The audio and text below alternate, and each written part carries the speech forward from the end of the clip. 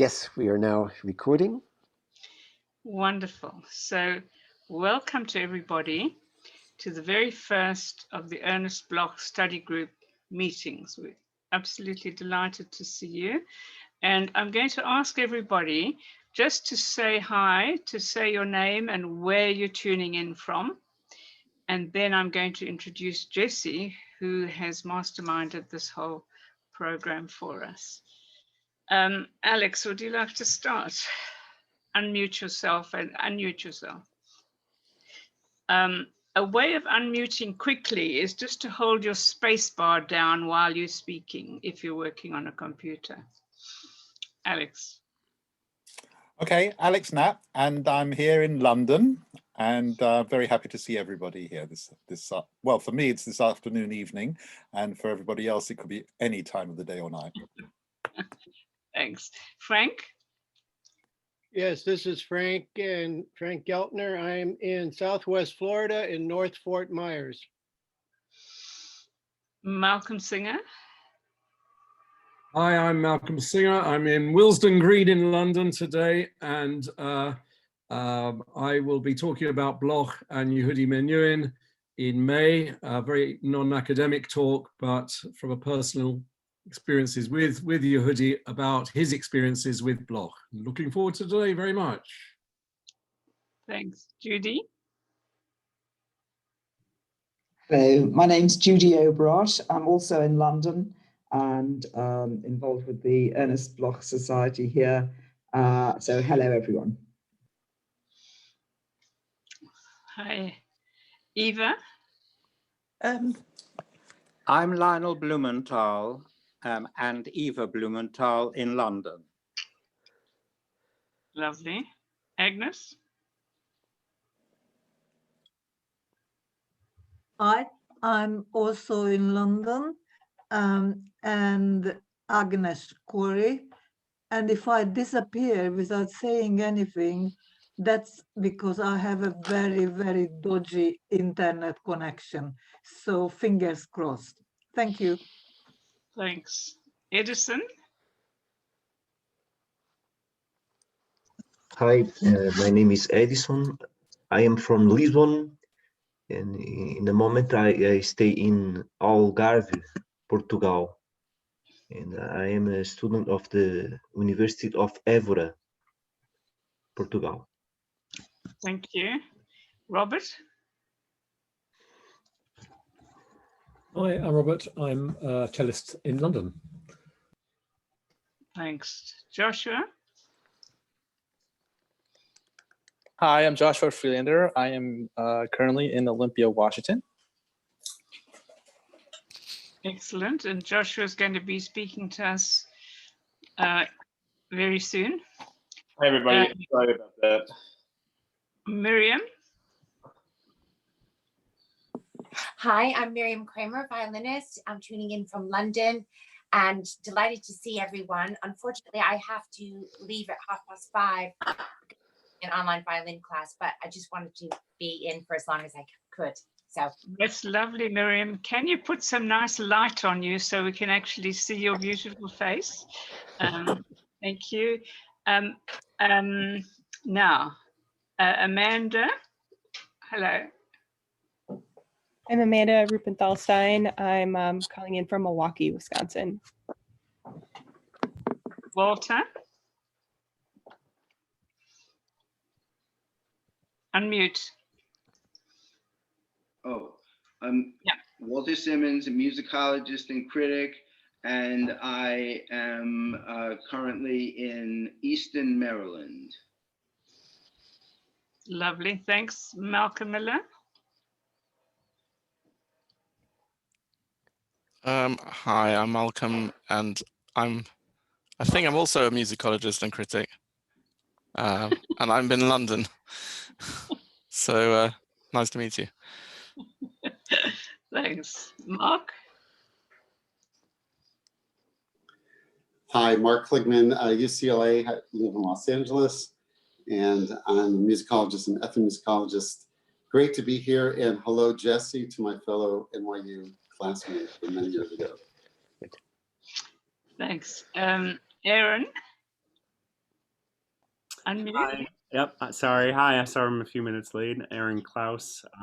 I'm a secondary school music teacher and amateur researcher of sorts in Florida. And I will also have to maybe leave a few minutes early. Apologies in advance. And you're also going to be speaking to us very soon too. Next month. Yeah, lovely. Matthias, can you talk to us? Unmute and talk to us, even though we can't see you.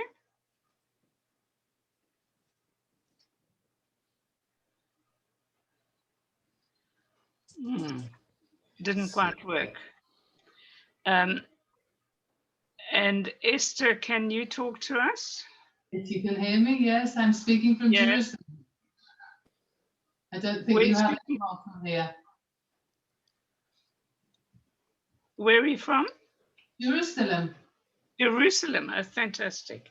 Well, there we are. We now have a minion, which I always call 20 people a minion for these talks. And I'm delighted to introduce you to Jesse, who joined the musicology faculty of Northwestern in 1998. He's a specialist in Italian opera, also published research on musical representations of Jewish identity, including guilt and operatic atonement in post-Holocaust Italy, and various other really interesting papers. And Jesse has been the one who has put so much enthusiasm into the study group, has found these wonderful young scholars who are going to be talking to us. And we're delighted that he is putting this on for us. So Jesse, over to you. Thank you so much, Geraldine. And it is my pleasure to introduce Evan Pardi, who is currently a DMA candidate, that means Doctor of Musical Arts, at Arizona State University in music performance. Evan is a double bassist who plays regularly with the Phoenix Symphony Orchestra, I guess regularly when there is no pandemic raging, and other important ensembles in Arizona. Also maintains a broad interest in music beyond performance, including writings on 20th century analysis, intellectual property issues, and double bass history. And his talk today is about Ernest Bloch's Cello Suite No. 1, a contextualization, analysis, and performance on the double bass. Evan Pardi. Right. Thank you. Just wanted to make sure. Can everybody hear me okay? Great. Yes. Okay. Sorry, my internet went down right as soon as we were starting this, so I'm on my laptop. So sorry if I'm a little bit slow on the on the MacBook. So I'm going to be talking about the first cello suite by Bloch. Let's see. Can I get my Jesse? Is there a way you could hand the video over to me? I thought I already did, but let me try that one more time. Yeah, no problem. I am not highlighted. You can hear me all okay though, right? Hear you clear as a bell. Oh, perfect. Can I just say, if people want speaker view, they can do it on their own computer by going to the top right-hand side where it says view and choose speaker view. Then you'll get the big guy who's talking. Okay, so I have to repeat this process. Let's see. Of making you allowing you to share your screen. Excellent. Okay.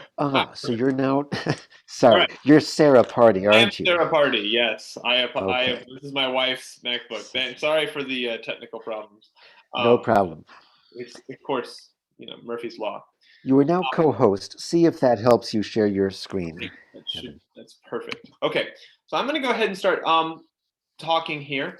So I'm going to start today off with just showing some pictures of Agate Beach, where Bloch lived, and hopefully give some context of the house and so forth. So this picture was taken right to the north of the property where Bloch lived. In general, Agate Beach is just absolutely gorgeous. I mean, the location is fantastic in the summer. My parents live just to the south of there in a place called Yahat. This is about 20 miles north of where they live, city of Newport, which is a reasonably sized little city. At the time, Agate Beach, where Bloch lived, was about 3 miles to the north. Was a different town altogether. But now they've kind of fused together. So this is the view looking kind of directly out over the ocean from the back of the lot. Evan, we can't actually see the pictures. I think you have to go to each pic. Beautiful. Thank you. There we go. So this is the view from the beach of Agate Beach from Ernest Bloch's actual yard at the back. Of course, I was there on a really nice sunny day. It's not usually like this right now. It's currently 30-foot waves off the coast right now, as of my parents checking in this morning. So it's a rough place in the winter, to say the least. I'm gonna keep showing you some more pictures so you get a context of where this is. This is, obviously a very, at the time, rural location. Newport was a major hub for fishing and logging at the time. When Bloch moved there in '41, it was really mostly the fishing industry's main hub. This is a picture of the Ernest Bloch Memorial Wayside sign that Alex was there for, that Frank had a lot to do with, just to show you there is some Bloch attention being given there. So to just briefly talk about the history of this place that Bloch stumbled into when he was driving down the coast to go to Berkeley to teach.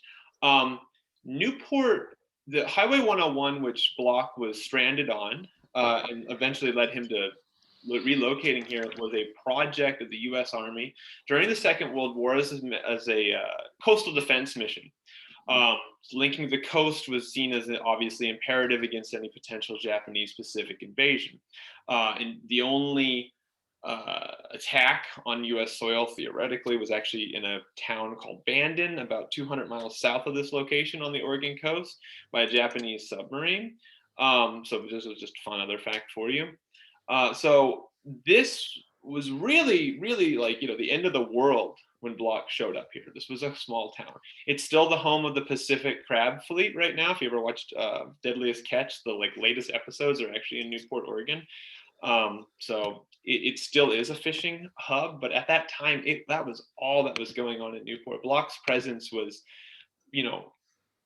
really not congruous with the rest of the town by any stretch of the imagination. I think I already showed that one, but I'll go back to this one at the beach. So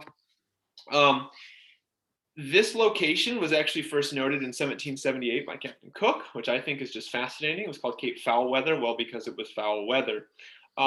They sighted it on his third voyage, looked around, realized, nope, don't want to land there for anything, went down to the south, past where my parents live and where I was born and grew up, was down called Cape Perpetua.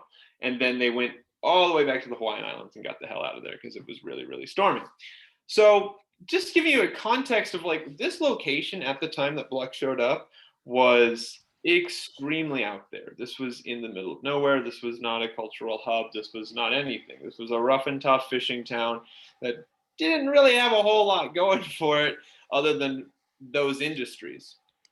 So I'm gonna go ahead and that gives you the opening to sense. This work I'm gonna talk about today is Suite Number 1, written for the solo cello. So I'm gonna first talk about what Bloch was doing in Agate Beach and sort of what I see as the genesis to this piece, which essentially it is unaccompanied cello music. It stems from Bach. This is a neo-Baroque, Baroque-inspired piece. It's fascinating. To give you, so let me back up a second. So I want to read a quote here that I have from Bloch before we get into all of this music that really sets up all the music in Agate Beach as opposed to what he was writing earlier. So before he went to Agate Beach, the most recent thing he was doing was over in Switzerland on the funded project from Berkeley.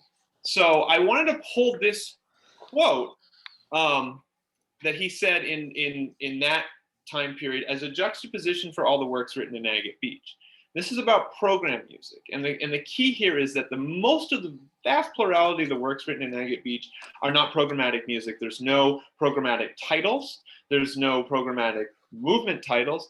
It's all stemming from a more, art music, strictly music for music's sake, lack of direct programmatic ideology. So this is a quote he said earlier. He said, quote, "Program music, let it be. The essential thing is that musical logic be observed. I have done my best in that direction. Moreover, most of my works have been inspired by a poetic or philosophical idea, even sometimes unconsciously. Art for me is an expression, an experience of life, and not a jigsaw puzzle or an application in cold blood of mathematical theories, a laboratory dissection." So we have this. Then as he goes back to Berkeley and finds Oregon, this sort of dies away, right? The works that Bloch is, of course, well known for and performed and stuff slowly slip away as the time in Agate Beach and as the time in Berkeley keep going on. And as I mentioned here, so he in Berkeley is going to be teaching Beethoven and Bach all the time. And a lot of my reading from him in this period is all about how he's becoming fixated on form and all of these specific elements for those teaching classes. All of this is pulling Bloch away from those heavily evocative, programmatic musical works. So I'm going to scroll down and jump ahead a little bit to Helen Johnson Kintner. Some of you know her, some of you don't. She was Bloch's secretary while he lived in Agate Beach. Her relationship goes back to knowing him as a student of composition at the University of Oregon. So she serves as a really good source of information about what Bloch was up to while he was in Agate Beach and what was probably on his mind. And this is what gets into this, again, lack of programmatic music and stuff. I'm going to stop this share real quick and go back to my face. Okay, so Helen Johnson Kintner comes into the scene as his secretary, and this serves as the real source, again, as I said, for the showing of what's going on in his mind and what he's teaching and so forth. And I think that explains a lot of this pivot away from the programmatic music before the Second World War. So for my first example that I'm going to show is the fact that Bloch was out on the beach in Agate Beach writing down Bach from memory, from the Well-Tempered Clavier. And so one of the key pieces I have here to show is the work that he was doing in these, I think hopefully you guys can see this manuscript here. So this was written, and I have a whole sleeve of these along the beach in Agate Beach. This is Bach's Well-Tempered Clavier, the B major. You can see the fugue if you can see my cursor is pointing to it up here. And this is Bloch writing down the fugue from memory. Helen Johnson Kintner, the secretary, talks about him doing this a lot. This particular one I can roughly date to 1951 is what I'm guessing from what I can see in the writings. These are really, really chicken scratched up, as you can imagine. So somewhat of a guess, but that's my best I can do. So what's happening here is Bloch is out on the beach in Agate Beach, writing down all of these fugues that he's going to be teaching in Berkeley and teaching other places from memory. I had never seen these until after Ms. Kintner's passing. I contacted the family and got a hold of this. Inside of all of her collection was a small envelope of about 200 pages of these that she had labeled that were Bloch practicing memorization exercises and taking notes on Bach Well-Tempered Clavier pieces. So I wanted to show this, and this is kind of my launching point to talk about this suite and talk about the contextualization of it. This is really all coming from Bach. And before I get into the analysis and talk about some of the voice leading aspects, we can see here just how important this was. I don't know if any of you have tried to write out whole entire Bach fugues from memory, but I can tell you I've tried a few bars recently of this very fugue, just for my own edification to see how much I can get, and I can get like 2 voices for 4 bars, and I'm awful, right? And this is supposedly, he was basically just pulling this out and working on it every single day and walking on the beach doing it, and then would come back and do it. These look pretty clean. I think they were probably done at his desk. I don't know if actually, this particular piece was, but I digress. This is really hard. I mean, to get to this level of proficiency is intense, right? And he's also really accurate on this. So this is the first page. This is September 27th. He dates it in the top left. What we're going to see is over time, he's correcting himself and going forward with it. Now, I just show the first page here. There's about 3 pages of him writing out the whole fugue here. He doesn't bother with the prelude, apparently. The previous one was another WTC book 1. I think it was the F major. But anyways, so here we go. We can see his writing. You can see the notes here. You can see he's taking, and I'm going to get into this in a second, note of the different key areas, the different underlining. So let's go forward from there. So he writes green here. There's another page that I found, I believe it's scanned in here, but the colors didn't come out, that he is actually underlining with color little areas and snippets of motives. And that's what I'm going to get into in my analysis, is a motivic analysis. But he is labeling things something. I'm guessing it's the counter motive here, as you can see if you look where I'm moving my mouse. Not entirely sure. These are really hard to read. His handwriting is atrocious on a good day and criminally awful on a bad. And they're totally disorganized. So anyways, you can see he's taking notes. I mean, at the end of the day, the most important thing is he's not just willy-nilly writing for memorization, which is already intense, but he's making careful statements about what Bach is actually doing. This is a larger picture here. It's a little smaller, but mostly the things of interest are this X in the bottom, 1, 2, 3 lines from the top. You can see an X. This is an example of him actually correcting himself afterwards. He missed some of those notes, went back, looked at the score, and realized they were wrong, so he can correct them, which is cool. Here's the up close of that. These scribbles, he corrects them and he like scoffs at himself. This occurs a few times. I just thought this was funny. He does this a few times in some of the other manuscripts I have, where Bloch is just, he'll write something, it's completely illegible. My wife speaks French. I was like, is this French? Does this look like French? And she's like, I don't think so. I think this is just angry something. So anyways, kind of interesting there. This is cool. So this is really neat from the same suite. Fugue, I keep saying suite, I'm sorry, fugue. He labels the sequences in a few spots, and this being a good example of them. The G, I'm guessing too, is to that green we saw earlier. I'm guessing, but I would imagine, since the sequence looks similar to the earlier sequence, that's what this is. So again, he's labeling sequences. He's memorized these fugues completely to memory, and then he's going through and taking some small notes of the things that I would imagine that he finds quite interesting. This all is going to serve as ammunition for what he's going to eventually write in these cello suites and all of this other period in this time.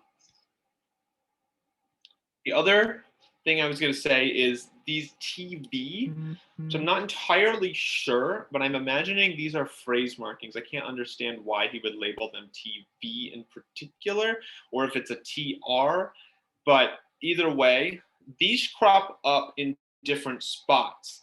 This one is in the B major here. It's halfway through the first page of one of the days of him writing. And you can see it looks like it says TV3. It's almost identical to TV, almost like TV1 or dash. You can see he's marking C sharp back to B. The locations of these TVs are interesting in that they're located around, of course, the different statements and counter motives. And so I think, again, he's marking in these phrases. All of this goes back to bring it into the bigger picture that he's teaching, finishing teaching at Berkeley. He's gone through all these years of studying the older masters, quote unquote, of Bach and Beethoven. And we're seeing this shift towards this style of music. This is the primary focus. The amount of effort going in to memorize these works, to write them down, all the time to work on them, this is just what has to be really up on his brain. This is a curious page. It's a little bit later. It's not necessarily about this B major fugue that he's written down. I chose the B major fugue out of all the pages because it's the most consistent, and it was easy to understand how he was progressing through it. This page was stuffed in around it, and I chose it because, one, he underlines modulating motives at the top of this page. So I mean, I find it fascinating because I'm analyzing his suite in context of motives, and here he is taking notes of, well, modulating motives in something. The keys down here looks like B major. I'm just not sure where exactly this lick is in the B major fugue, but it's still interesting. He's also performing some kind of notes on G to C and somewhere else. This page could be anywhere, but I find it fascinating because you can see him like deliberately talking about what's going on, and he has this, well, you know, large underlined modulating motives as something of importance, as well as all of these little notes on what appears to be a changed motive here or some sort of sequencing pattern here. So anyways, I'm going to get into the analysis and some other stuff in a second, but I wanted to talk about these in the sense that that's the G sharp minor. That would make sense too. I wanted to talk about these as a inspiration, of course, as something that's hugely on his mind, and the undertaking is massive. The next thing I'd like to talk about relates to Robert, and that we had a wonderful conversation about, which is Zara Nelsova. And if anybody read through my the document I sent, I'm going to just summarize it briefly. Zara Nelsova was really a huge influence in terms of on him, and as well as he on her. She recorded Shalemo 3 times, and he absolutely adored her for it. If we look at the specifics, and I'm going to keep sharing my screen here.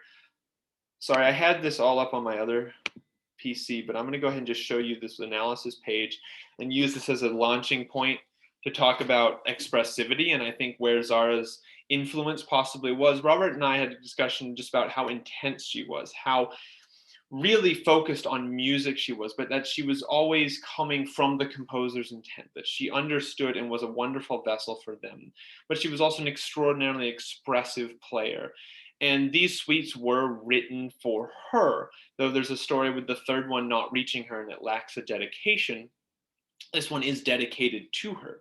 And she came out to Agate Beach. They had a conversation about other cello works, such as the Kodaly Sonata and so forth. But ultimately, we can see that, and what I'm getting at is there's some degree of Zara Nelsova's intensity and persona that must be really what he's thinking about when he was not only adding all these ideas of like what has shifted the music in Agate Beach to this Bach influenced style of writing, but it's also this piece, this solo cello suite was written for somebody who has an incredible range of playing, who had an incredible expressivity to her playing, and could easily handle all of this notes. And so I think it's impossible to ignore the fact that this was written for her, and the note choice and a lot of the stuff going on is written for her. The sheer range, if you just briefly look through this very heavily analyzed work, is really high, and it goes quite high. This is my own transcription, so I'll get into that in a second. But it's still a highly expressive work, and I think that's a key element to this cello suite as well. So one last general thing, the Agate Beach period is my personal favorite area of works for Bloch. I mean, it's obviously highly associated with me because I've spent so much time on the Oregon coast, but I find it genuinely fascinating because we've just seen such a pivot from what was earlier in his life to what he was doing in Agate Beach.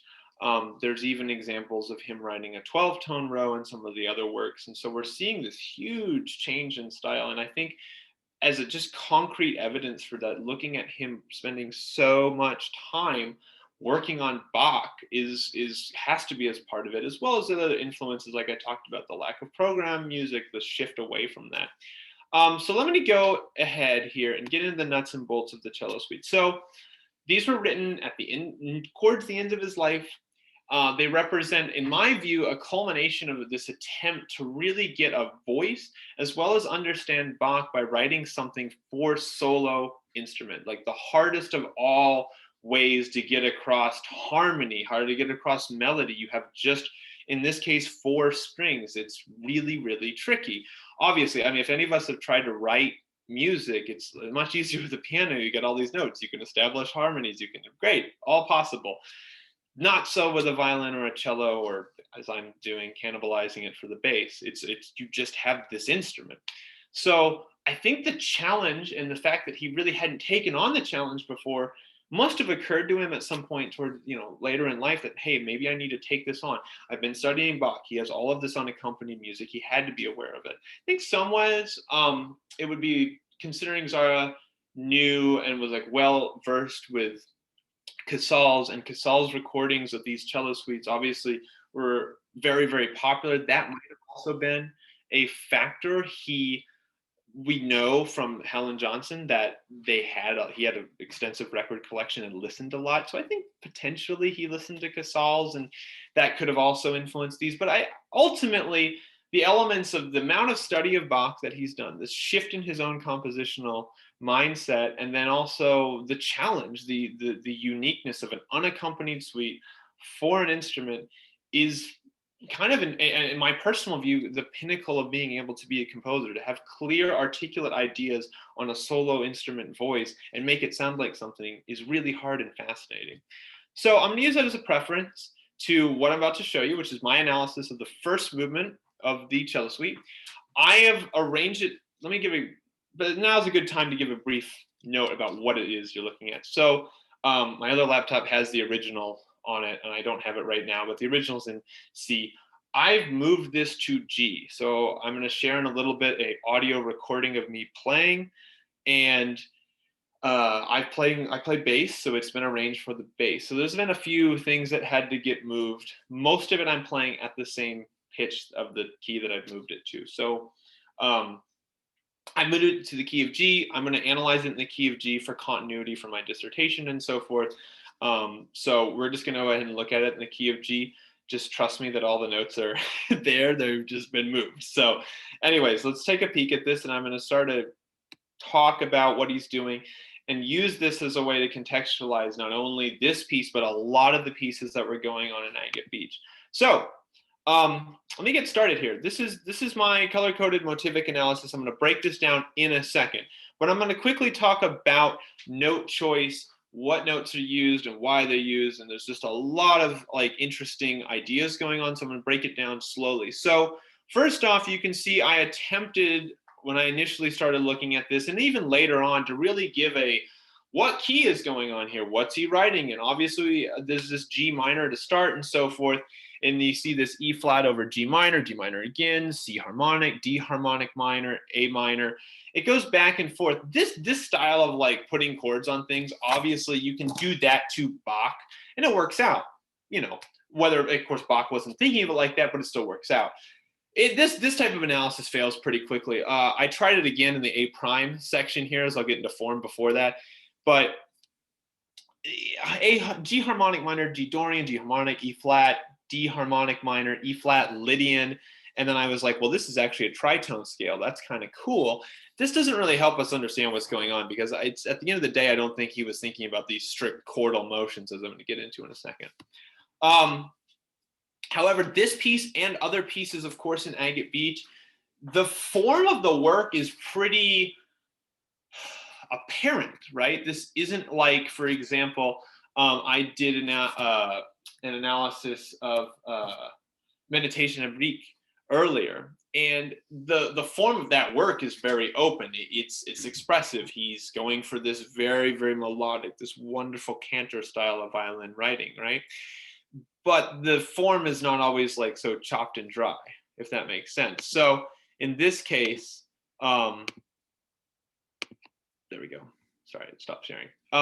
In this case, the form is really, really delineated. So I show that here in the brackets. We can see a clear form being presented, and I've decided that from here to about measure 10, if you can see that on my screen, call that the A section. It's really obvious, as you'll hear in the recording, where that is. And again, the works in Agate Beach are pretty formally constructed. They're 4-bar phrases. Not always. A lot of times he does, 3, 3, and 2, or something more of a like Baroque idiom. Interesting side note: my wife and I got married, and she walked down the aisle to Bloch's wedding marches, the second and third one. It was really cool. A friend of mine played the organ for it. And those works too, which were written at the start of his time in Agate Beach, very like clear form. Like the structure is clear. It's not big long phrases that really wander along and are expressive. They're often in that piece 2-bar phrases. It's really nice. I mean, it is a march. Somebody theoretically, or quite literally in our case, walked down an aisle to it. So, it has to have some sort of stuff. But anyways, fun fact. So as you can see, here's the phrase markings I've done in this work. You'll hear it in a second when I share the audio. And they'll be pretty apparent. As you can see in the B section, you get these nice 2-bar phrases and it all works out. It's really nice. But at the first glance, it sort of seems disjunct, but once you get into listening to it, it is quite clear. So back to note choice. What really struck me after working on this for a while is that it's actually pretty logical if you look at it like voice leading from a Bach fugue or any sort of Bach. What you have here is G, D, E flat, D. Okay. Well, you have this semitone motion here. If you can see where my cursor is, there's a semitone motion to E flat and D. It's a semitone motion to A to B flat. Then it widens out E flat to F sharp, okay? And then we have the semitone motion A flat to G. Really, this is just a logical little voice leading exercise. It's highly counterpuntal. I mean, essentially we have a pedal tone linking with semitones, and then he adds in some other note that kind of serves as a directionalized note. I'll get into the colors in a second. But that's kind of the genesis. Again, and the start of the next phrase, B flat, C sharp, D, and we have this wider, again, semitone, semitone, semitone, semitone. It all is very directionalized. It's actually relatively simple. And if you analyze it in the key of G, we have C sharp to D, we have F sharp to G sharp to A. Okay, that makes sense. G to F sharp. All right, we're getting some dominant motion. C sharp to D, dominant motion. Oh, we go back to G. Okay, cool. So it really establishes like, okay, all these notes at first glance are like, is this really disjunct? It's not that disjunct. It's a very voice leading inspired idea. How it's filled out and how it works, yeah, that's a little more complicated. You see Bloch's, voice, his expressiveness, also maybe, the idea of look at the range here going up and up and up and up. That's probably written for some, in this case, Zara, who is a great cello player who can handle that sort of leaps. So I'll talk about some motives real quick. I have 4 that I've identified in this. And I think this is the key to understanding this movement as well as the whole suite. And I've done a little bit of look at some of the other suites for the unaccompanied instruments. And I think this style of analysis holds up. The other ones even get more and more dense. And so this is just a much more easier way to see his idea of a motive and then have another motive counters to it and so forth. So to start with, I've labeled this wonderful green motive here. This is kind of the counter motion, contrary motion, excuse me, sort of motive. It goes up and then it comes back down a little bit. The blue motive is just kind of up in general. The yellow motive, I kind of call it's like a linking motive. These 2 notes, they really do sound disjunct when I send the recording. And the red, which is the counter motion to the blue motive. And that usually shows up, if you notice, with the yellow. So let's get into this a little bit. His motivic development is kind of interesting for those of us who've thought about motivic development in Bach or some others. It's certainly not gradual, but it's also quite obvious that he's keeping the consistency of that counter motion, contrary motion pattern going. We have this with the semitones. This one widens obviously from C to A flat, but A flat to G keeps that semitone, keeps the semitone, and then it spreads out a little bit here in this third phrase. The blue motive is always this like ascending line. Again, the key is this semitone at the end, which kind of keeps the harmonic idea, the voice leading idea consistent, but he widens it pretty quickly. And then he also tightens it pretty quickly. So you can see the development is quick. It's also congruous. It still sounds the same. So I guess for my own edification, it's interesting that at first glance, it like, you know, take all the colors off, ignore everything I've done. At first glance, it's hard to link some of this stuff. You're like, it just kind of sounds like it's up and not down. But once I started listening strictly to where line direction was going, it popped out very quickly, as you'll hear. The chromatic line here at the end of measure 4 really does sound a lot like these long high licks that you hear at 7. This gets developed later with the 16th notes around the B section here at 19, as he kind of runs through this D to B harmony section. But the runs and everything still bring you right back to the A section. I think the blue motive is really cool. It's the upwards, and it's very emotional. It works. It's also really hard.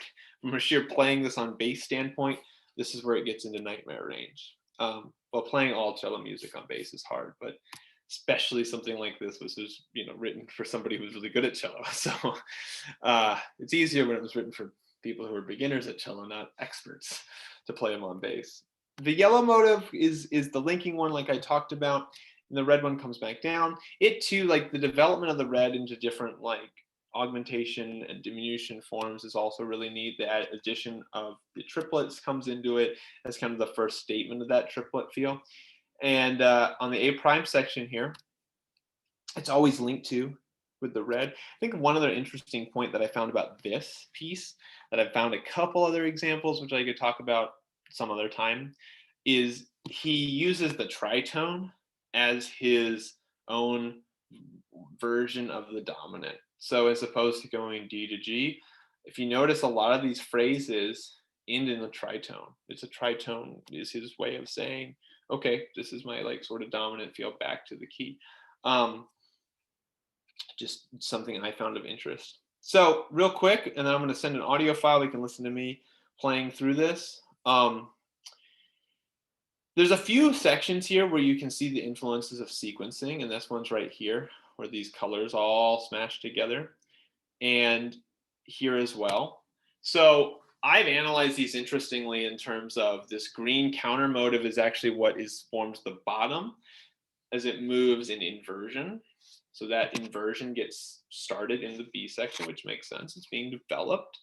On top of it, there's a clear D sharp, C, B flat downward line, the red motive, as well as the pairing of two note slurs, the yellow motive. So I think this section here with the sequence here in measure 12 is really a cool moment for it, because it's quite obviously a motivic mixture. It's a highly emotive passage. It's tricky because of the range. It's a cool section. It drives us really towards the next part of the B, serves as kind of a center point for the movement. The real center point later comes at around 24 to 25. It is very high E flat, as you'll hear in my recording.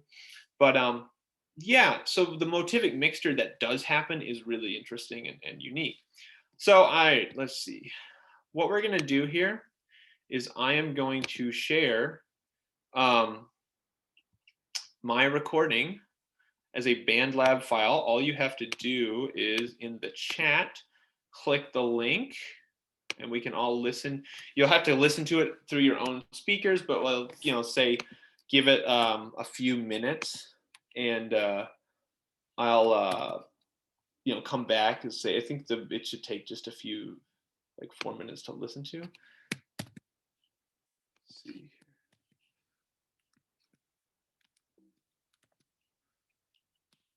All right, there's the link in the chat.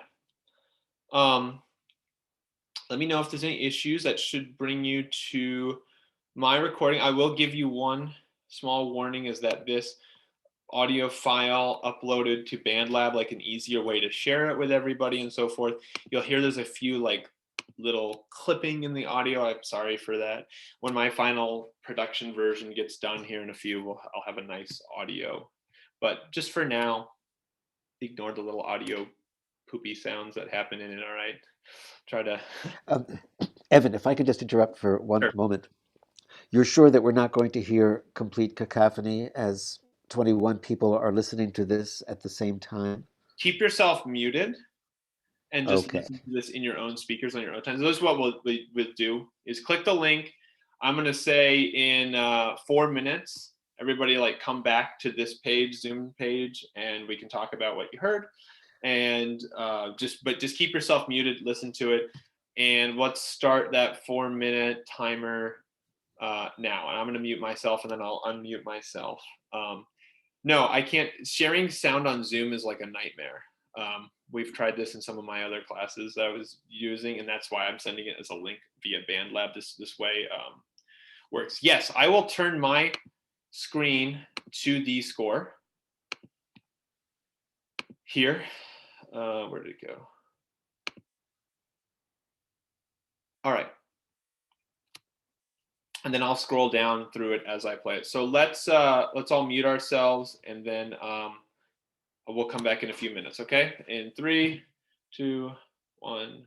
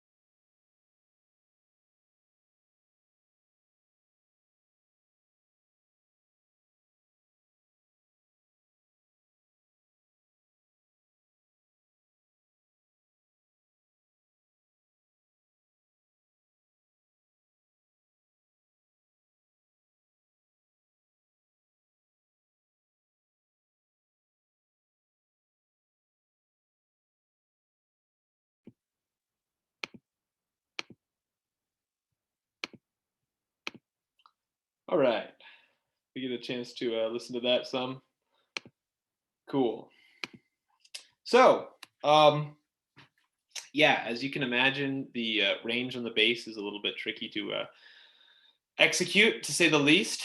But this is a preliminary recording. We're hopefully get into the studio here in a little while and do the whole suite as it comes. But I just love this prelude. I think it shows so much of Bloch's writing. I think it's a good example of what the style of writing he was doing in Agate Beach looks like. There's modal elements. You could analyze it from a modal standpoint. There's motivic ideas. There's this huge influence, obviously, as I've discussed, on Bach and the former elements of teaching. And also, as you heard, like, it's a super expressive piece of music. It's huge range. There's giant leaps. There's a lot of directional up and then this steady down. So it is fascinating from that sense as a good like example of what's going on in Agate Beach. I've talked for about 45 minutes. If there's any, like, does anybody want to have some questions? Do you want to open it up? Just to, you know, keep the informal discussion going, so to speak. Anybody has anything? Thank you so much, Evan. Really fascinating talk. So many different areas opened up for consideration. And I'm sure that there are comments and there are questions that people will have. Maybe I can take the liberty of asking the first one. Since I've never been to Agate Beach, I've never been to the West Coast, sure, or Oregon, or anywhere else. Because the way you're talking about Agate Beach, this was not just a place where Bloch happened to live, but is significant artistically, significant creatively. It coincides or corresponds with a phase of his creative life. And I'm willing to take your word for it, but I wish I understood a little bit better exactly what Agate Beach and that location has to do with the kind of music that he is composing after 1941.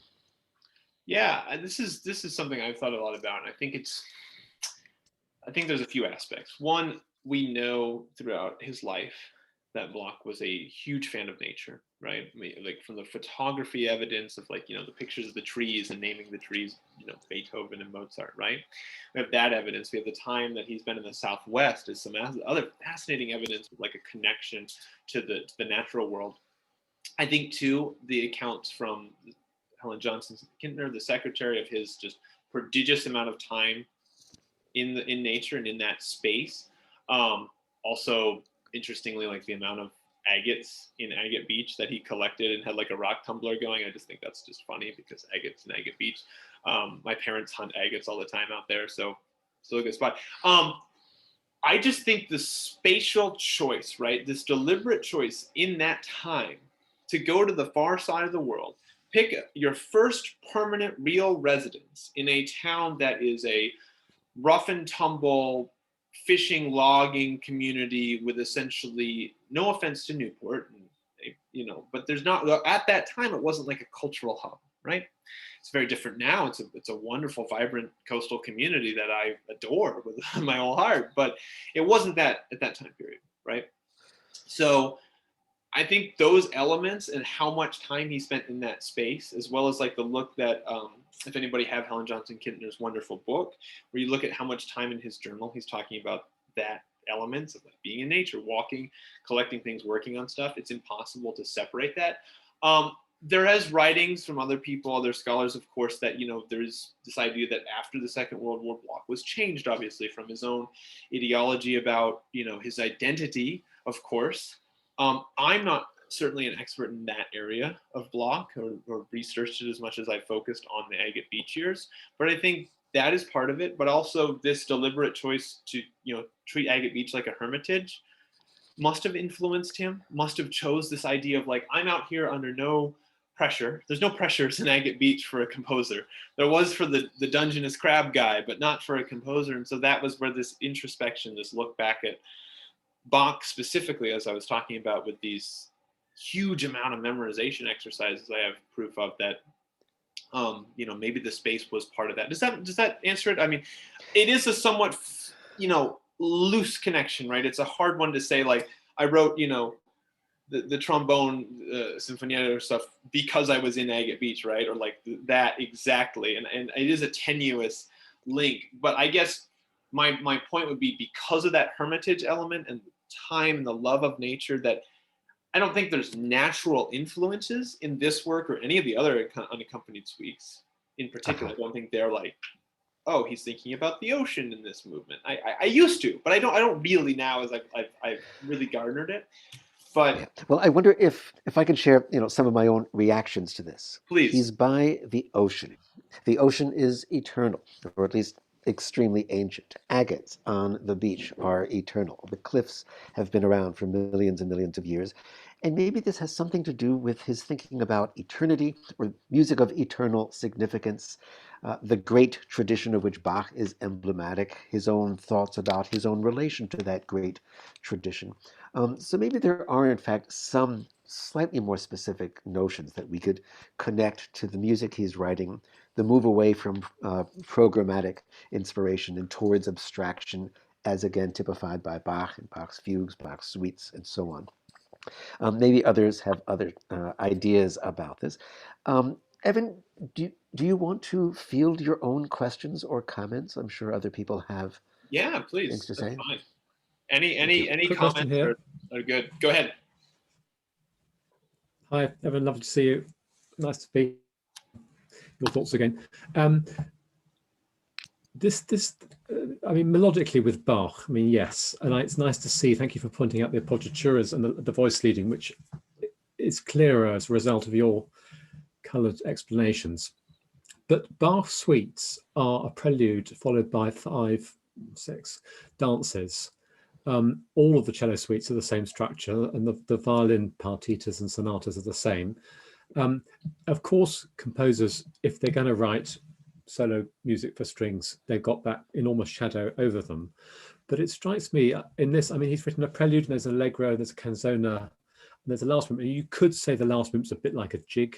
Yes, absolutely. But it's a bit like a jig. But the point is, I don't think he's trying to emulate Bach in that way. And listening to it, I think, yeah, he's taken the voice leading idea from Bach, because you have to, because you've got to create that sense of harmony, that harmonic, environment. But beyond that, I wonder what other elements of Bach you think he's exploring. I'm just interested. Yeah, great point. And so I sort of get into this more like exacting in my paper, and I sort of rambled through it today. I'm sorry, but like I personally feel very similar to yourself. I think that the idea of Bach and writing the solo suite must have been somewhere in his brain, especially after talking with Zara, and that's just speculation to an extent, right? But I think the motivic level, the voice leading level, absolutely.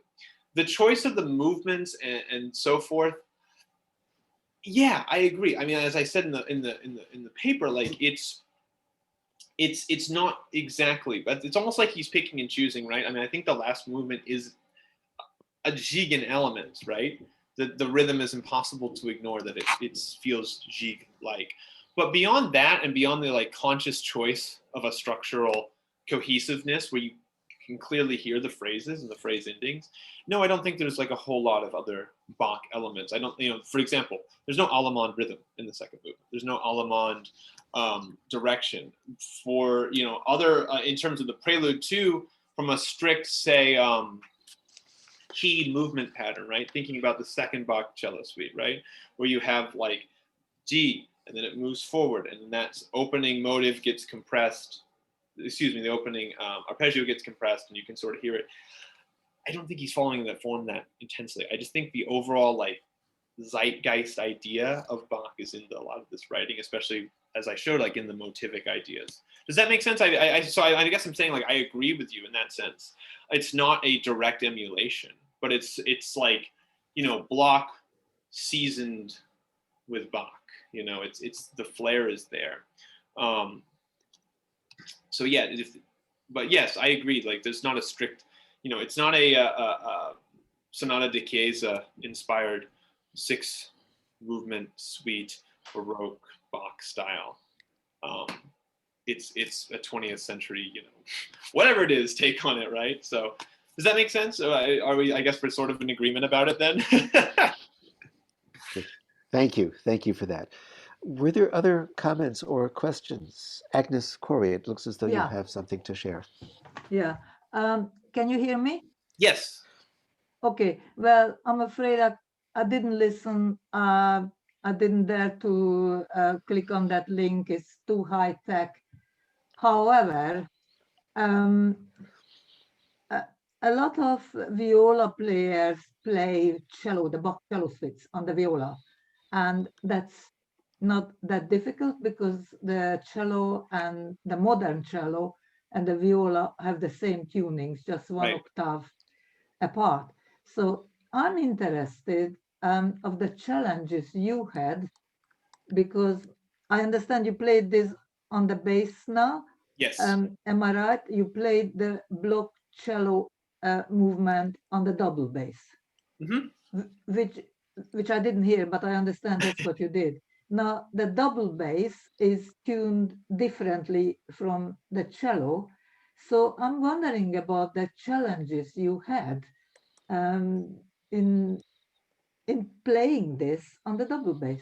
Sure. The answer is a lot. I've played I've played the first, second, and fourth cello suites by Bach on the bass at the same pitch as the cello. The fourth edited to be in D, so down, semitone. So as like bass players, we pretty much just steal cello music all the time because we don't really have a lot of our own. But yeah, so for example, a lot of this is simply just a matter of getting the right shifts in the right locations, as well as some clever fingerings across the strings. I mean, I have my instrument I could show you very briefly. It's never really easy to demonstrate double bass things on Zoom, but I'm going to try. So a lot of my technique is stemming from just really awkward stretches. So if I have the opening, right, G, D, E, that's a stretch to kind of get it to work. That's not really the the trickiest bit, to say the least. It's more the jumps and so forth that come on later in the work. So for example, let me get my score up here. The more problematic elements come when I have to do giant shifts and so forth. And what I've done to compensate for that is there's one location that I've taken it down an octave, and that's it actually in the whole work. I've only taken it down an octave like once. Let me move my camera so I can show you guys. This will be a little bit of a voyage of discovery, but that's a great question. The answer is none of it's that easy. Also, having a bass in an apartment is always a fun thing. I'm gonna turn it down here. So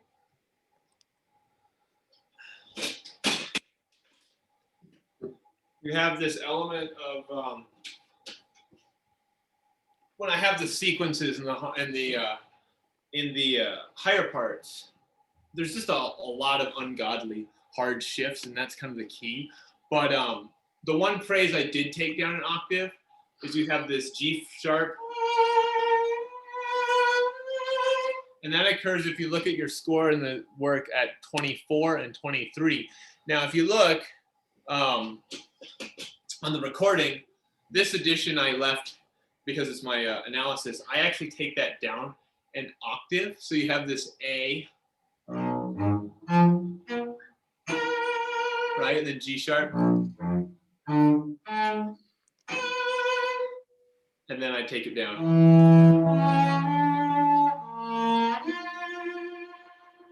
Like that. So there's some compromises. Overall, in terms of difficulty, this suite is difficult, but it's doable.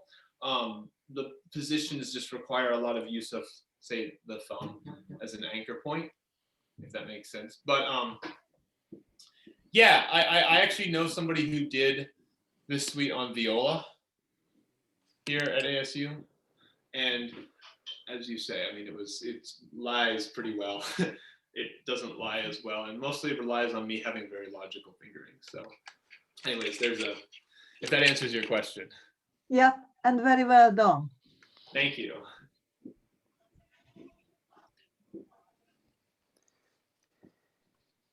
Anyone else with a question or comment? Yes. Hello, this is Alex here. Alex, yes, thank you. Alex. Right. Well, first of all, Evan, thanks ever so much. Really very much enjoyed your presentation. I should say also, it was a great pleasure for me to be able to meet you for the first time in 2018 at Agate Beach in time for the Bloch Memorial celebration. And so I remember we had lots of chats then. That was very, very worthwhile and illuminating for me as well. Just wanted to say that with regard to the importance of Agate Beach for Ernest Bloch, there is an interesting foreword which Ernie Bloch, that is Ernest Bloch's grandson, Ernest Bloch II, that he wrote as a foreword to the book that Norman Solomon and I co-edited called Ernest Bloch Studies. Now, I'm sorry, this sounds like shameless advertising, and I apologize for that, but it's just somehow just happened to be relevant that this particular foreword of many pages, which is subtitled Reminiscences of My Grandfather, and this is by Ernest Bloch's grandson, has a lot of very interesting information and insights and observations and all sorts of commentary about what Agate Beach meant to Ernest Bloch, and he gave some kind of quite detailed history of what was happening in Agate Beach, not only at the time that Bloch was there, but also before then. In other words, when there was the blackout during the war, because Agate Beach was attacked from the Pacific Ocean, and one or two other places along that Oregon coast as well. So there's quite a lot of information about that kind of background and about Bloch's relationship, not only with his family, his wife lived there as well, but also various other people visited frequently from members of the family, and Zara Nelsova, of course, whom you mentioned, and Yehudi Menuhin, who has also been mentioned, many other people, but also his interrelationship with the residents of Agate Beach, the people who actually lived there, who were not musicians at all.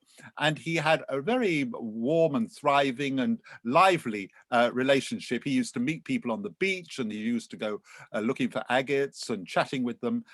It was a very, very interesting kind of dynamic that existed there for those 20 years roughly, or 18 years that he actually lived in Agate Beach. It was really his first home, the first home that he actually bought in his life, that house.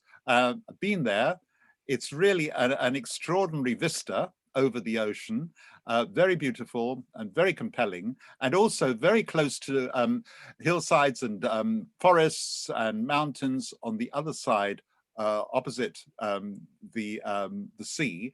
And so therefore it made a massive impact, and I suppose it reminded him as nearly as possible of his native Switzerland, because he loved the mountains and nature and walking in the countryside in Switzerland as well. And he missed it tremendously when he was living in the big cities like New York and Cleveland, San Francisco, and other places. So Agate Beach really was an extremely important venue, a kind of milieu for him to be able to live and create. I did have a number of other things that just wanted to, but I have a feeling that I would like to discuss those with you when we have perhaps a chat over the phone or by email or whatever. I think that would be probably a better way. But I do think just a couple of things. First of all, you commented on his handwriting. Certainly when Bloch was scribbling, he was scribbling, that's for sure. But when it was necessary for him to write neatly, it was absolute copperplate. It was very, very beautiful. In other words, many of his scores that are published by publishers like Schirmer, etc., they actually are facsimiles of Bloch's manuscript handwriting, which are then published and made available to the general public. So therefore, it just depends on what manuscripts you're looking at. If you're looking at the things where he was not expecting them to be published, those, of course, were scruffy, as entirely, as you say, you're absolutely right.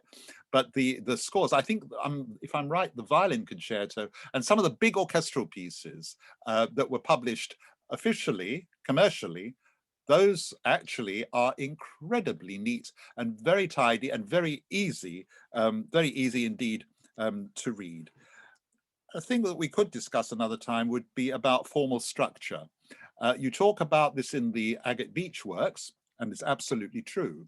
But the interesting thing about the early works, the big romantic pieces, the big sort of neo-romantic and the Jewish works and all that sort of thing, it has to be said that the structure of those is extremely tight. They are not rhapsodic, although they may have been called rhapsody. They are extremely finely honed pieces of musical structure, and one can do an analysis and show how unbelievable one part relates to another part and how carefully Bloch thought about musical form. Anyway, I'll stop now because I've said too much, and I'll leave it for other people to have a go at discussing things with you. Once again, very many thanks. I really enjoyed it, and it's a great contribution. Thank you. Thank you. Please, Josh, yeah, go for it. Oh, I actually loved what we were doing. I can't believe you played it on the bass. That's incredible. It's because it's so hard with all those leaps and everything. Actually, the funny thing is that Mr. Knapp said pretty much a little bit of what I saw with my interview with EB too, and he talked about that about the Pearl Harbor, but he also said he wanted to get away from man's inhumanity to man.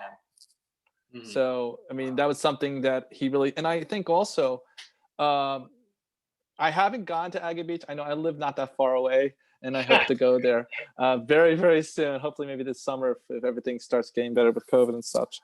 But because it's a beautiful coast. It's just a gorgeous coast, the Oregon coast. But the other thing I think it has to be is that he chose this as because, you know, Ivan was living in Portland. He was working building dams and stuff like that in the West Coast. And I think I'm conjecturing there's also people that he knew from, you know, Cal Berkeley and stuff that's all on the West Coast. And, you know, it's far away, but it's not super far away, I would say, compared to like living on the East Coast. It's just interesting that, you know, when I did my research, I was wondering why didn't he end up in Santa Fe? He loved that place, it seemed like. He was there for 2 months. And yet he ends up in Agate Beach. I didn't live there, so I was just wondering if you can answer about, he talked about logging, and he thought that was also inhumane. He was a very big environmentalist, and I haven't been to Agate Beach to really see that. But EB2 discussed that with me about the logging situation in that area. Mm. And then there was this, you know, with EB2 is also the connection between him and his polio. I mean, he drove him back and forth, apparently, to help him go to Portland so he can get his manuscripts sent to the publisher because there's nothing happening in Agate Beach. That was something that was very interesting. But yeah, about the logging real quick, if I may, all of, you know, all of that area, all of Oregon, I think it's 89 to 90% is all the trees, every wood you see is, you know, second or third cut. You know, everything's been cut down. All the coast is on its third growth, second growth for most of it. I ride a lot of bikes, and I've ridden all the logging roads outside of there, which are gravel and they're beautiful. Mm-hmm. Less likelihood of getting killed by cars too, which is great. And yeah, everything's logged. I mean, there's nothing. There's only tiny pockets of virgin wood out there. Ironically, the wood on my bass, is actually from the back, is from the Oregon coast. It was part of a cut, and there's these guys who do tone wood, like specifically tone wood out there, and they're really cool, and they like go to cuts and they look at the trees and try to find maple and stuff that's worthy of instruments, but I digress. I could nerd out about wood for a long time, but yeah, and all those things, like, I think, you know, I ultimately, of course, like you said, they're all part of that equation and stuff, and what made him be there and so forth. So, and yeah, I think too, like, obviously the familial aspect, right, is strong for any of us, right? Why do we choose to go places? I mean, the family has something to do with it. But yeah, well, sorry, I cut you off. You were gonna say something else. No, you didn't. Actually, I'm a cyclist myself. I know a lot about the Oregon and the gravel areas. I mean, there's some amazing gravel areas where people like to bike, and of course, Portland's like the #1 bicycling haven of the United States. But let's see. What was I going to say? He was very concerned about the environment. I already said that, and he implored that Oregon coast and the Washington coast had the lushest evergreens in the world, and they be clear cut for logging. So he said that was terrible and stuff. Yeah. So yeah, that was the only thing I wanted to add. Other than that, it sounded great. I think there was also one other thing that was quite interesting that I got in my research on possibilities.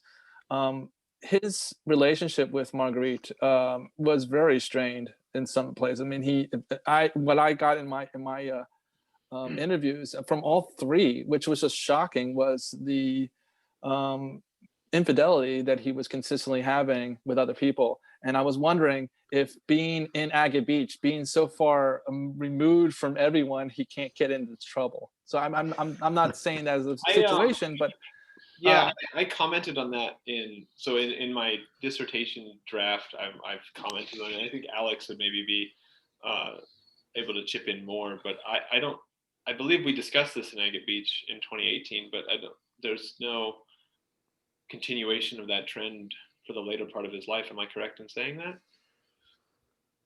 Do you want me to jump in? Yes, please. That'd be great. Please. Well, yeah. I'm reluctant to do so, but just very briefly. This is a very complicated area. Right. And I want to be discreet, and I also want to be fair. It's very complex. Ernie Bloch, that's EB2, as Josh has described him, that's Ernest Bloch's grandson, was very candid with me about that whole area of Bloch's life. In other words, his relationships outside of marriage.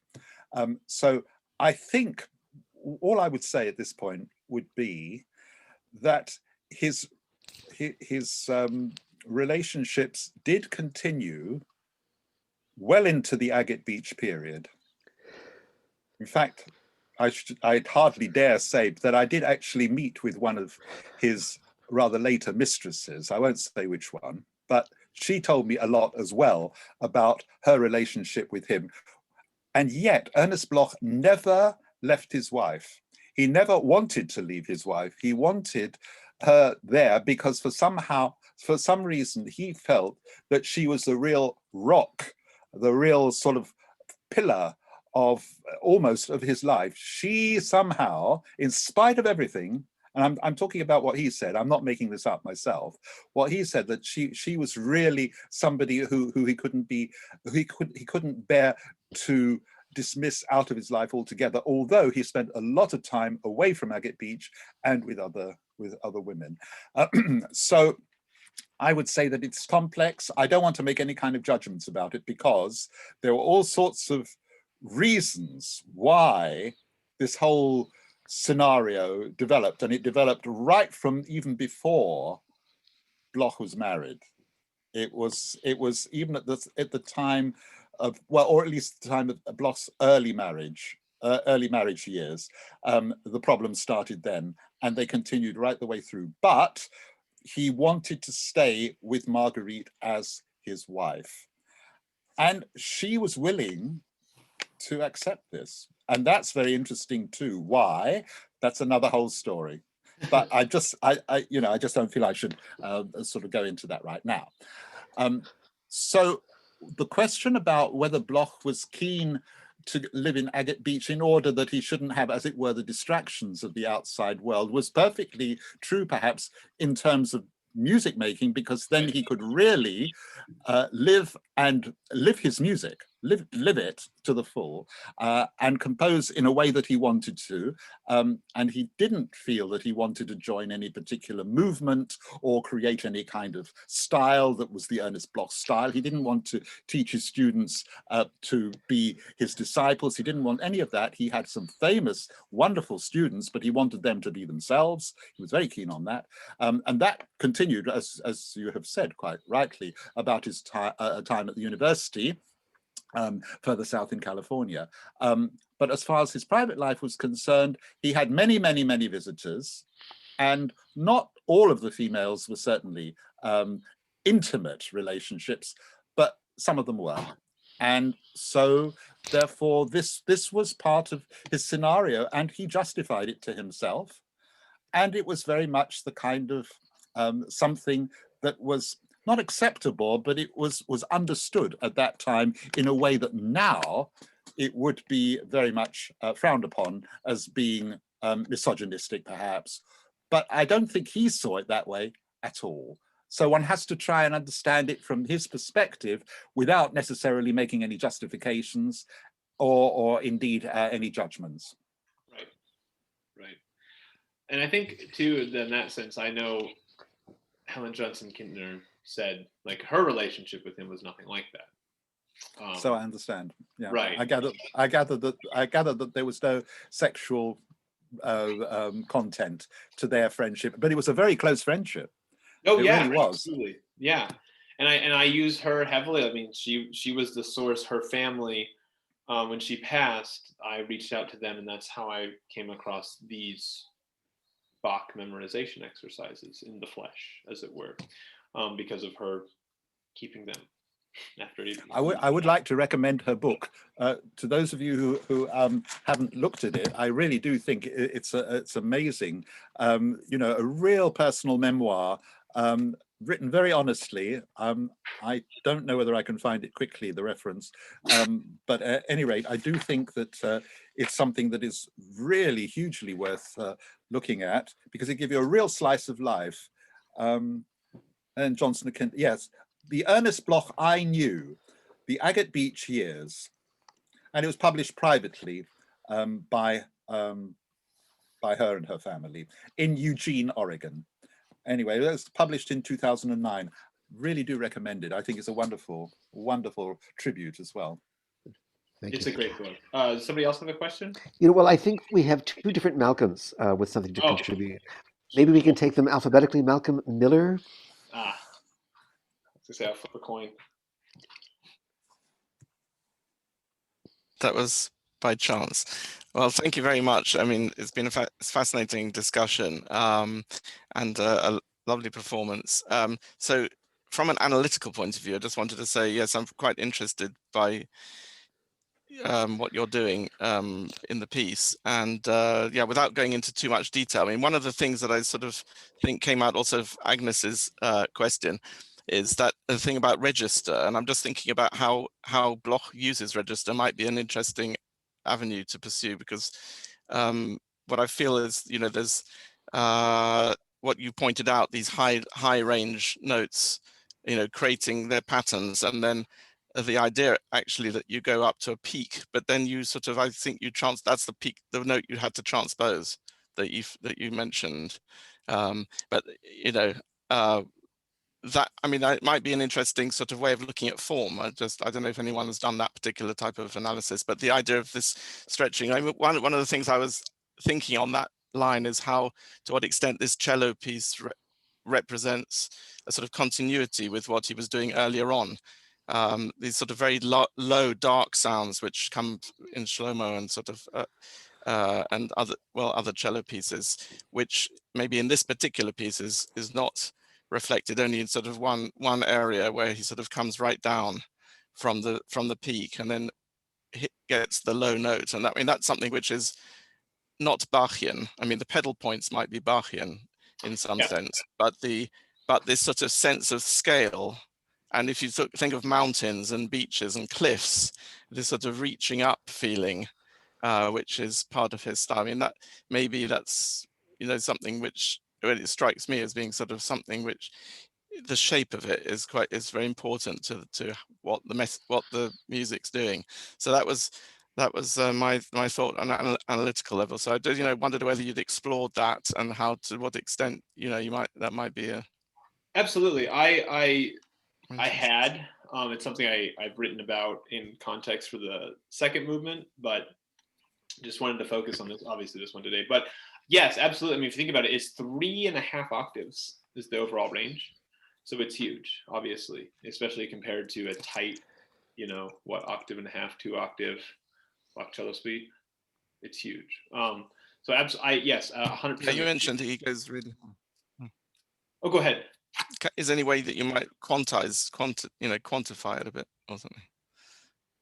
The register element, in terms of yeah, I mean, I think that sort of structural, Oh, absolutely. I mean, I think that's another aspect to explore. I mean, obviously the opening starts on the lowest and you have that highest point later on at the culmination of the B section. I think that's no, but absolutely. I have to go and look through it more and try to think about it. I can say that the prelude is definitely the most interesting, probably in terms of that. The second movement does resemble more of a like courant in the tightness and the runs, and the register is a little more subdued, but it is still rapid up and rapid down, right? So it is totally different than Bach, right? Bach doesn't shoot up 2 octaves in a measure. But yeah, it's something I definitely need to explore more. Anyway, thanks very much. Thank you. Very good. Thanks, Malcolm. Malcolm Singer, do you have a comment or a question? Yeah, just a comment really. But thank you very much. I thought it's been a fascinating session and lovely to hear all of that. And many years ago, I knew a Hannibal Pardi. I don't know if it's a relative of yours in Elizabeth, New Jersey. There's not too many of us. He's a composer in New Jersey. Anyway, that's another issue. It just seems extraordinary to me that this is Bloch, you say 1951, so he was 70 and returning to memorizing Bach when he was 70, which seems extraordinary to me. And he'd been principal of the San Francisco Conservatory, so he'd been involved in the academic world. But it seems remarkable as someone coming close to that age myself, and someone who plays the Bach Preludes and Fugues every day of my life. It's wonderful to find out that Bloch was going back to the 48 Preludes and Fugues. I wonder if we've looked at it from a geographic point of view, but from a kind of socio-historic point of view, he stopped writing in the Second World War, I think, if I'm right. Alex will correct me if I'm wrong. And then he's coming back to abstract music rather than programmatic music. And I wonder if that's something to do with much more with the history of the 20th century and his reaction to the Second World War and the Nazi regime and what have you, that he's then drawn back to Bach and to what he would call abstract music. I think that's entirely fair assessment. It's an element that is probably most likely true. I mean, if you think about that, I mean, in terms of his life, what all the book, I mean, I've read as much as I could, everything I understand about his life before the Agate Beach years, what he said and did and thought for the most part. And then that musical shift has to somewhat reflect that. Yeah, absolutely. I mean, I agree wholeheartedly, and that's something that would be logical, especially also with the geographic shift comes the musical shift after the war. I mean, he obviously struggled with a lot of his own identity issues through that, and so not necessarily struggled, I suppose, is a harsh word, but developed and worked on. So yeah, absolutely, I wholly agree with that, and I think that's true for the most part. Thank you. Yeah, I still can't imagine, even if I played those pieces every day, trying to do all of them from memory and not miss a note. That's vicious. That's just tough. Maybe that's the way that generation was taught. Yeah, exactly. I studied with Nadia Boulanger, and by the age of 13 or 14, she'd memorized all the Preludes and Fugues. She did one a week, and that's what all her students were encouraged to do. So that's a kind of tradition. But it's extraordinary that Bloch is coming to age 71. I'm sure Alex will have something to say about it, know a lot more about that kind of connection. But yeah, well, just a quick word. First of all, about Bloch not composing during the war. Apparently Bloch was incredibly distressed and depressed, I should say, really, about what was going on mainly in Europe, but all around the world. And it really had such a bad effect on him that he was simply unable to compose anything. The last thing he did compose, I think, was 1939, where he did an arrangement of Nigun, or the whole of the Baal Shem suite for violin and orchestra. That's the orchestral version. And then nothing at all until Suite Symphonique in 1944, which was the first of what you might call the more neoclassical works in terms of form. I'm wondering, though, there was a word that was used that was abstract. I would like to ask a question about that, not to make any bold statement about it, but abstract suggests something that is not, or at least something that might be less involved with emotion than programmatic. Now, I'm not sure that's a fair definition, but in any case, I don't think abstract, if that was the definition, would apply to the music of the Agate Beach period, because there are many extremely emotional pieces composed during the Agate Beach period. And if one calls them neoclassical or intellectual, possibly, or all sorts of words that one could use that suggests that emotion or expression of motion is a lesser priority, I think that might be looking at them with a very sort of, how shall I say, perhaps not a fair perspective, because I think that everything that Bloch composed was emotional. He wasn't into the intellectual side of music, although he was very intellectual in his ability to compose fugues and all sorts of things. I mean, he was able to, but everything did have an emotional feeling and the expression of the human essence, if you like. And so therefore, to call it abstract, well, I would question it. I'm perfectly happy to hear a great argument in favor of that, but I'm not sure. Alex, I didn't mean to throw something into the mix. I just meant abstract rather than programmatic. I was just using. Sure. No, I understand what you're saying, but the point is that many people have said that Bloch's Agate Beach period music consists of abstract music. One reads this all over the place. I'm just wondering how much of that music people have heard, if they actually define it as abstract. Yep. If I can jump in, if I can jump in for just a very quick. Sure. Sorry, I thought someone wanted to say something very quickly. My question was sort of similar, and I'm glad that Alex has raised the problem of terminology and exactly what descriptive terms we're using to describe these different kinds of music. I had similar questions with regard to the word programmatic in Evan's presentation, because programmatic is a term that's thrown around in different ways, and there's a fairly loose way of referring to any music which has any sort of poetic inspiration, any music which is vaguely inspired by something or about something. And then there's a much stricter use of the word programmatic, which has to do with the actual sequence of musical events within the composition and the extent to which those events correspond with some kind of unfolding story or narrative. So Strauss's tone poem Death and Transfiguration begins with this very hushed music and this occasional timpani playing, which corresponds to the heartbeat of the dying man. Then there's a flute solo accompanied by harp as the man reflects on the joys of his youth, and so on. Musical event by musical event corresponding to this narrative. That is, let's say, program music in a much stricter sense, where the music is following a program. The program has been written to accommodate the music, some sort of close connection like that.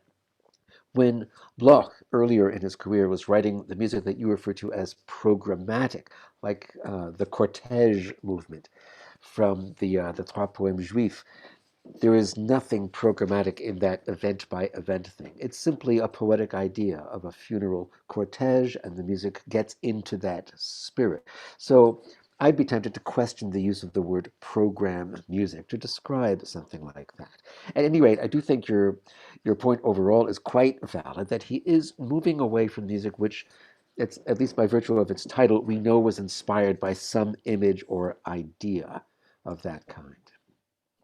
I kind of, just on my own level, I kind of went around with my own advisor on this of programmatic music, because I wholly understand what you're saying, and that's how I would imagine, like, the strict definition as opposed to what I ended up using in the writing and going forward. But it is hard, the terminology here. I came at it to being like, well, is it exactly as you said? Is this programmatic if it's titled? And the proverbial hammer that was fallen upon my head was sort of like, yes. So I've adopted that just in conjunction with my own like people here. I agree with you. I would think, programmatic music is something exact, or also sprach Zarathustra, right? Like there's, boom, right? But yeah, but I get what you're saying exactly. So it was a great point. My spirit is with you. If my words are somewhat like, Okay. influenced by extraneous forces here. But I think Malcolm Miller had something else to say. Oh, sorry. Yeah, I mean, it's a long discussion, but I was also going to come in on the neoclassicism term, because that sort of presupposes, well, it's slightly ambiguous because it presupposes a type of return to a formalism, which at the same time it's topical, so it's bringing up something which is external, which is sort of a programmatic act.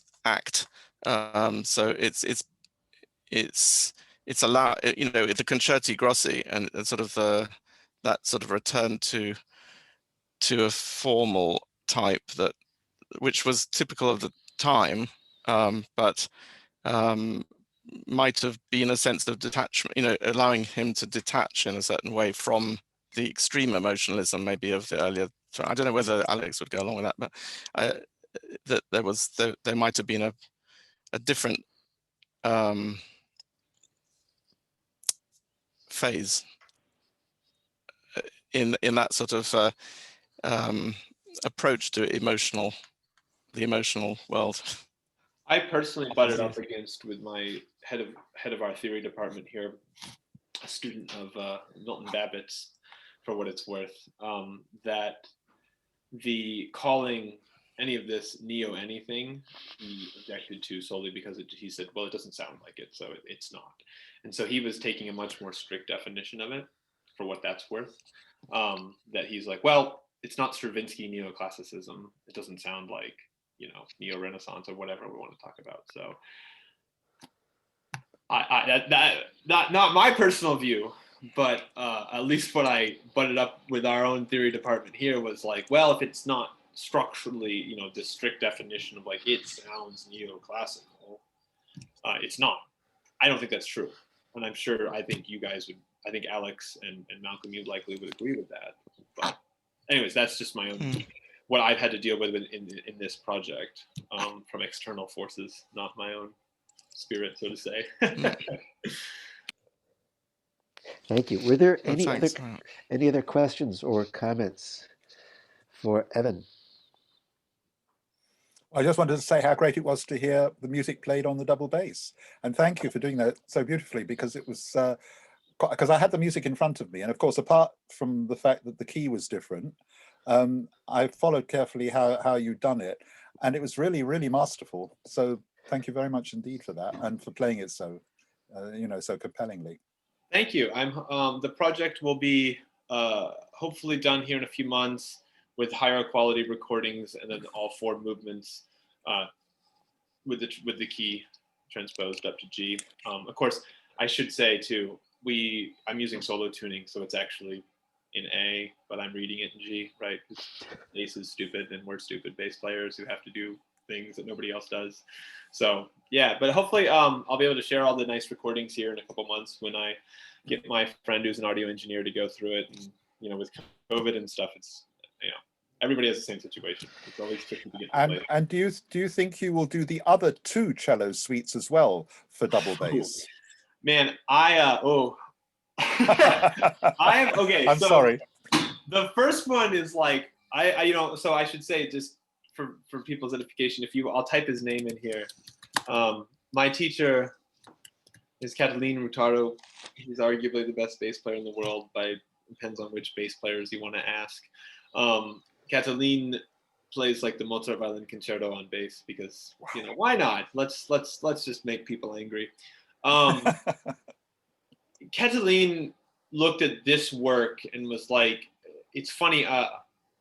This is being recorded, but I'll buff my way into it. Catalin is sometimes hesitant with some of these works that are 20th century because he doesn't want them to be Schoenberg. So we just put it lightly. But I showed him the work, and he was like, yeah, this is doable. We have to change the key, but it should be okay. It'll be hard, but it'll be possible. The second and third suites, when I showed him, he was like, "Now these, oof," because they're so idiomatic, right? I mean, the chords are really hard for us. I mean, if I get a video going, a lot of it is, you know, big thumbic third finger, like, you know, extensions and stuff. So I think the second suite is possible. I think there'd be a lot more changes to it.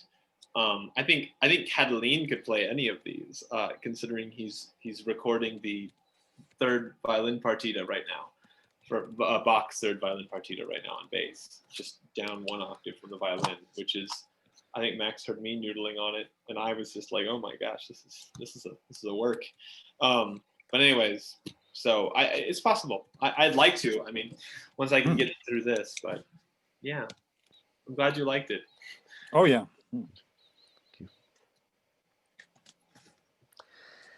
All right. Well, if there are no further questions or comments, I think we are ready to bring this to a conclusion. I hope you all have on your calendars that we have our next meeting on February 10th. Aaron Klaus will be giving a presentation. Followed a month later, on the second Wednesday of March 10th, Joshua Friedlander himself will be sharing his work with us. And until our next meeting, thank you all so much for coming. Geraldine and Alex, I guess I'll be communicating with you privately about various aspects, including what I'm supposed to do with this video recording that I've been making. And I have a question. Yes. Are you going to have any abstracts and bios? I noticed that what Geraldine published only had the abstract and bios for the first three, but not the last. Will we Yes. be publishing that in the near future that we can post to the website? Well, Geraldine, when is the next newsletter going to come out, or news sheet going to be shared? Okay. Normally, I just do a newsletter when there's something to say. So clearly, there's something to say about the next three events. So before that, we'll publish something. So, but before we go today, I think Alex has a couple of words to just say to wrap up this lovely session, which we've so rich and what a wonderful addition to what has been before. Thanks, Geraldine. Yeah. And thanks, of course, especially to Evan. No, that was really an excellent, wonderful start to the series. We've got many programs coming up, and it's wonderful that you could have started it in this, how shall I say, very lively and vivid manner. And thank you very much for playing, as well as for speaking and for showing the illustrations. All very, all very, how shall I say, illuminating. And we're looking forward to future such sessions, and I hope that this will generate discussions among the group that we have now, which I think really is very exciting, and I think it will help Bloch scholarship and Bloch performance and just generally knowledge about Bloch, to accelerate and to proliferate, and I hope that that was will be the outcome of these sessions that we've started today. Thank you very much to Geraldine for setting it all up, and for Jesse also for being the kind of chairman for this series. Very grateful, and very grateful to everybody who came along, and to Frank as well for being the flame keeper of the Ernest Bloch Legacy Project. I think it's I would like to go around to everybody to thank them individually for what they have been doing to help these things along. So very, very grateful, and we shall look forward next month rather, where I did have a note of it, but I think it's, let me see, oh yes, here we are. We have Aaron Klaus, who will talk about Jewish musical markers in Ernest Bloch's proclamation. Interestingly, Ernest Bloch's proclamation, which he wrote for trumpet and piano, or trumpet and orchestra, in 1955, one of his latest, the most, towards the end of his life. So a short piece of 6 minutes, but very, very interesting composition, is one that he himself put within the category of his Jewish compositions, although it's very rarely, if ever, included among a list of Bloch's Jewish compositions. So I think it'd be quite interesting to see what Aaron would have to say about the Jewish musical markers. In other words, what he feels are the features that would put it within that category. So I think now I would just like to say, I hope everybody will keep well, safe and strong in the period of the pandemic. And I hope that we will all be able to reconvene in a month's time. I look forward to seeing you, and thank you so much for coming along this evening, or afternoon, or morning. Great. Thank you now. Take care. Thank you. Bye, everyone.